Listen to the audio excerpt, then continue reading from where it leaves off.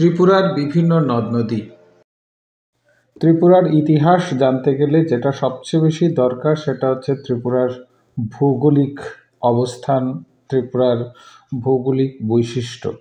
আর ভৌগোলিক বৈশিষ্ট্যের মধ্যে একটা গুরুত্বপূর্ণ বিষয় হচ্ছে ত্রিপুরার নদ নদী। নদীর জলধারার উৎস থেকে শুরু করে অবসান পর্যন্ত বয়ে চলাকে বলে জল প্রবাহ। নদীর এই চলার পথ অনুযায়ী নদীগুলিকে বিভিন্ন ভাগে ভাগ করা হয়। ত্রিপুরার নদীগুলিকে তাদের গতি প্রবাহ অনুযায়ী বিভিন্ন ভাগে ভাগ করা যায়। যেমন পশ্চিম বাহিনী নদী, উত্তর বাহিনী নদী, দক্ষিণ বাহিনী নদী। ত্রিপুরার নদ নদীগুলির দৈর্ঘ্য বলতে নদীগুলির উৎস থেকে বাংলাদেশ রাষ্ট্রের সীমানা পর্যন্ত বোঝায়।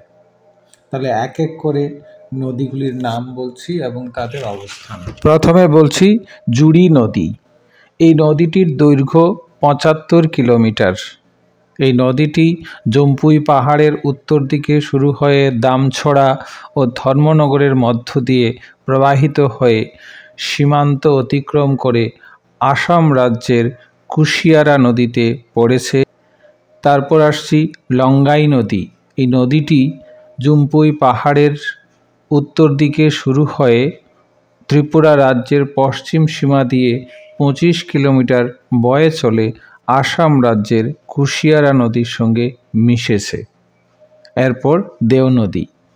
এই নদীর উৎপত্তি হয়েছে শাখান পাহাড় থেকে। এর গতিপথ প্রথমে উত্তর দিকে, পরে পশ্চিম দিকে প্রবাহিত হয়ে ৮৫ কিমি পথ অতিক্রম করে কুমারঘাটের কাছে মনু নদীর সঙ্গে মিলিত হয়েছে। মনু নদী। শাখান পাহাড়ের এই নদীর উৎপত্তি। এরপর উত্তর দিকে প্রবাহিত হয়ে কুমারঘাটের কাছে দেও নদীর সঙ্গে মিলিত হয়েছে। এই মিলিত জলধারা ঊনকোটি জেলার ভেতর দিয়ে প্রবাহিত হয়ে বাংলাদেশে ঢুকেছে এবং অবশেষে কুশিয়ারা নদীর সঙ্গে মিলিত হয়েছে। ধলাই নদী। এই নদী ১৮ মোড়া পাহাড় থেকে উৎপত্তি হয়ে অধিকাংশ ৫১ মাইল প্রবাহ ধলাই জেলার মধ্য দিয়ে প্রবাহিত হয়ে বাংলাদেশে প্রবেশ করেছে। তারপর আসছি হাওড়া নদী।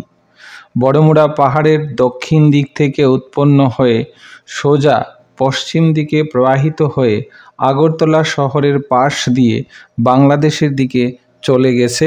এই নদীর দৈর্ঘ্য ৪২ কিলোমিটার। তারপর হচ্ছে বুড়িমা নদী। দেবতামুড়ার দক্ষিণ অঞ্চলে এর উৎপত্তি। পশ্চিম দিক দিয়ে প্রবাহিত হয়ে বিশালগড়ের উপর দিয়ে মোট ৫১ মাইল প্রবাহিত হয়ে বাংলাদেশে চলে গেছে। তারপর ত্রিপুরার বিখ্যাত নদী গোমতী নদী। রাইমা ও শর্মা দুটি ছড়া মিলিত হয়ে এই নদীটির উৎপত্তি হবার পরে দীর্ঘ পথ পাড়ি দিয়ে অমরপুর হয়ে উদয়পুরে পৌঁছায়।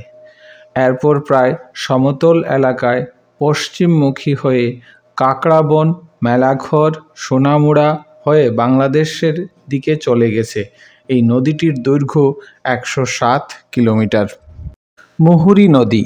দেবতামুড়া পাহাড়ি অঞ্চল থেকে এই নদীর উৎপত্তি হয়ে পশ্চিম অভিমুখে প্রবাহিত হয়ে বিলুনিয়া শহরের পাশ দিয়ে বাংলাদেশে ঢুকেছে। এই নদী ৮২ কিলোমিটার দৈর্ঘ্য রয়েছে। ১১তম নদী হচ্ছে ফেনী নদী। এই নদীর উৎপত্তি হয়েছে দেবতামুড়া পাহাড় এর দক্ষিণ অঞ্চলে। এর গতিপথে খানিকটা বাংলাদেশের ভেতর দিয়ে প্রবাহিত হয়ে আবার ভারতবর্ষে ঢুকে প্রথমে দক্ষিণমুখী ও পরে পশ্চিমমুখী অভিমুখে প্রবাহিত হয়ে মোট ৩৪ কিলোমিটার অতিক্রম করে বাংলাদেশে প্রবেশ করেছে।